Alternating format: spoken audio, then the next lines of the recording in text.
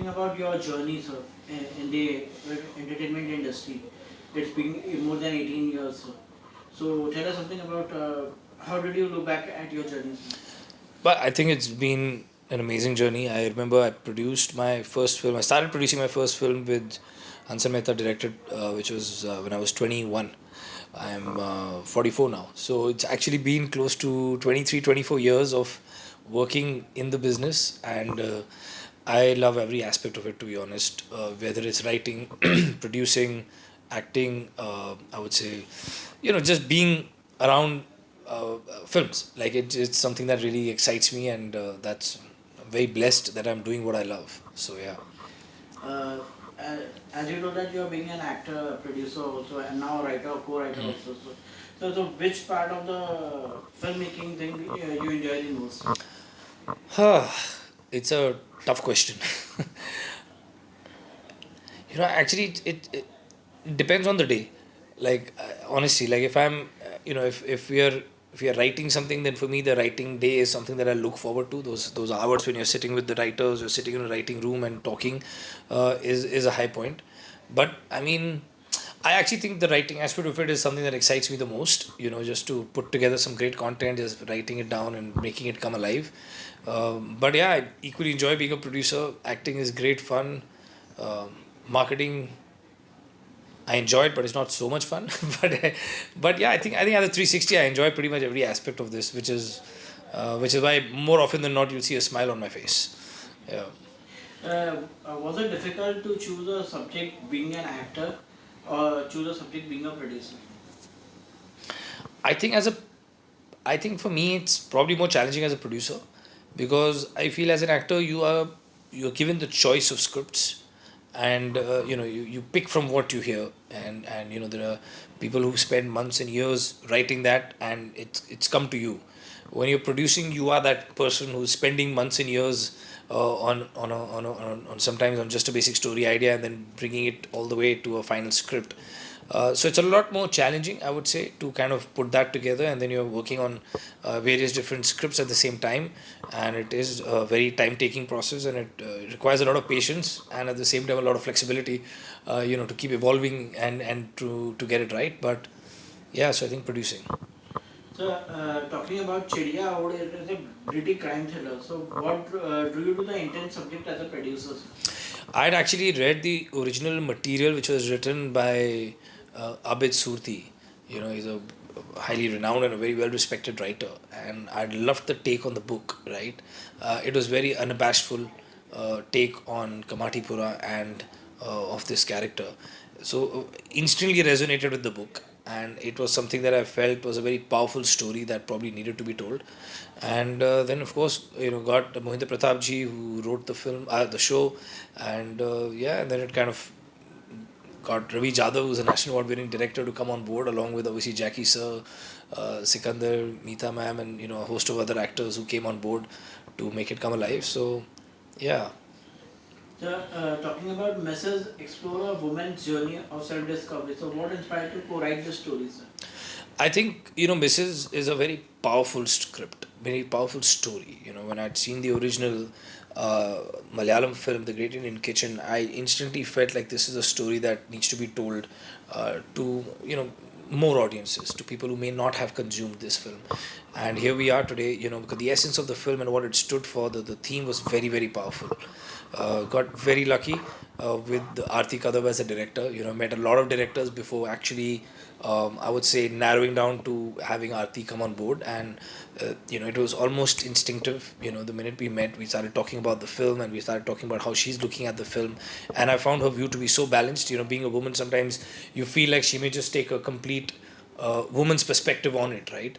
And which is how I kind of got so actively involved in it, because there was always a perspective that I needed to come in with, and with Anu as a writer. But to top it all, obviously we were very lucky to have Sanya on board. She's a very accomplished actor. She's done some great films, some great roles.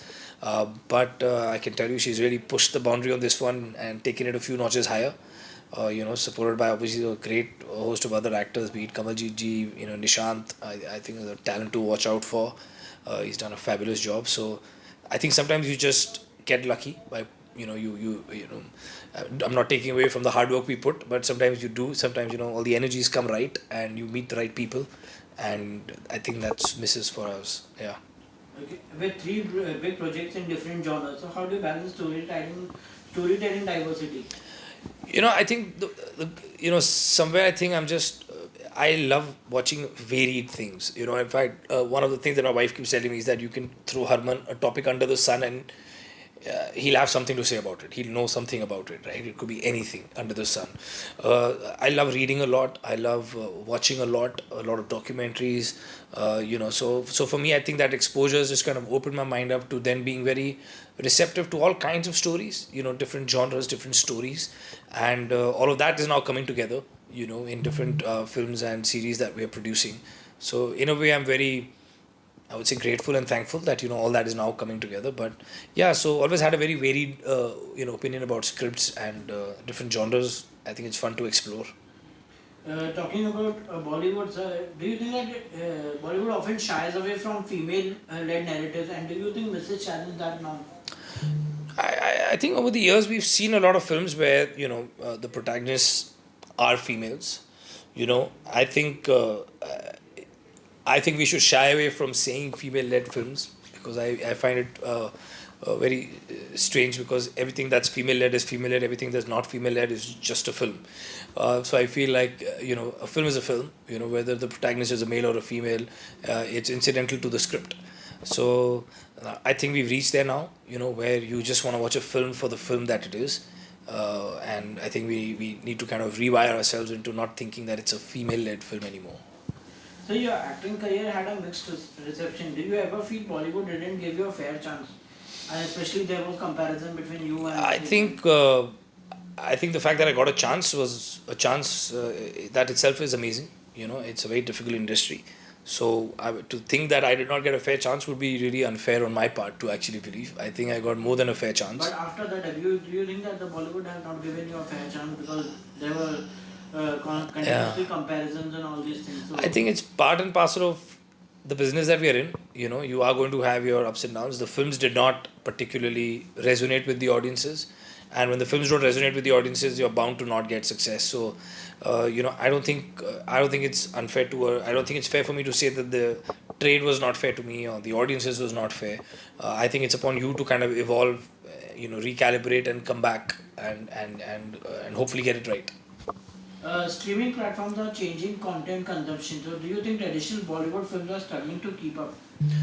I think the traditional films that we see, theatrical films as we would like to probably say, have always faced challenges, right? When there was a boom of the VHS which came a few decades ago, it changed the way people consume content. Suddenly they could watch it on a video cassette at home after release. Then came the satellite boom, and you saw with the onspring of ZTV, and then of course followed by so many other networks.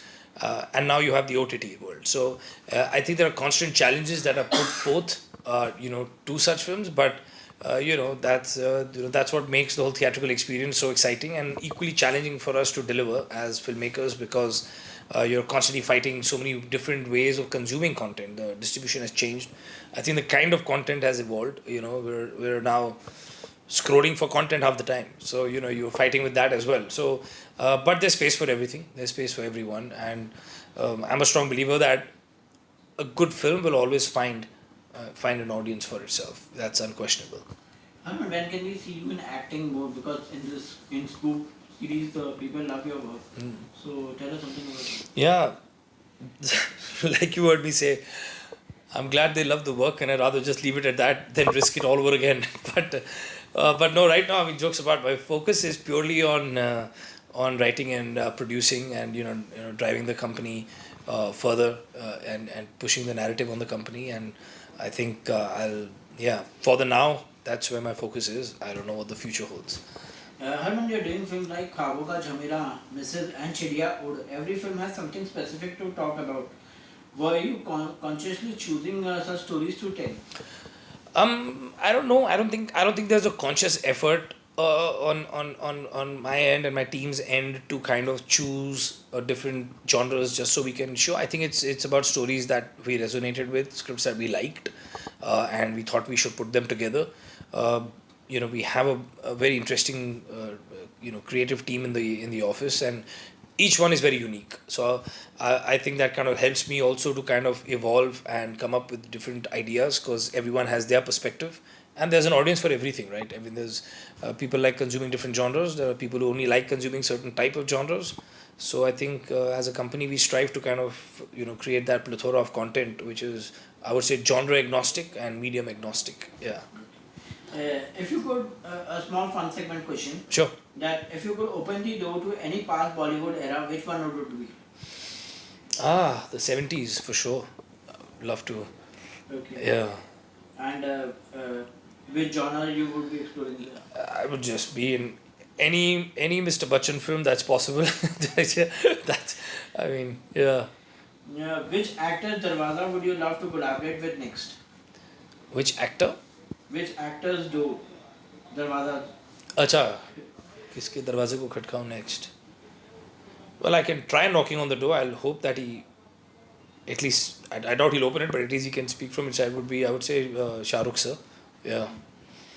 And which one project would you regret not saying yes to? Yeah, no, I actually don't think I regret saying no to anyone, because I think whatever I said no to also didn't effectively work. If your heart had a Darwaza, which song would you play behind it? If my heart had a darwaza, what song would I be playing behind it? है अपना दिल तो आवारा न जाने किस पे आएगा. किस पे आएगा? As of now, the wife is there and God is kind. I'm very happy, but it's still the song that I love. Okay. Describe your current mood using a Bollywood movie title.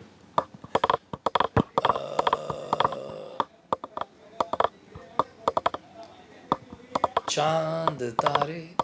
I can't sing. I'm a very bad singer. तोड़ लाऊं. बाकी आप गाना चला देना. Okay. Describe your life in 3 emojis. 3 emojis. That's a fun one. I would say the emoji with the sunglasses. That would be one. The emoji with the hands like this, being grateful and thankful for everything I have, the family and friends and life. And the third one would be the party hat. Okay. Lastly, what one message you have to give to your fans? Says, find the happiness in wherever you are, in whatever the situation may be, because eventually you will be happy, and eventually that will pass too.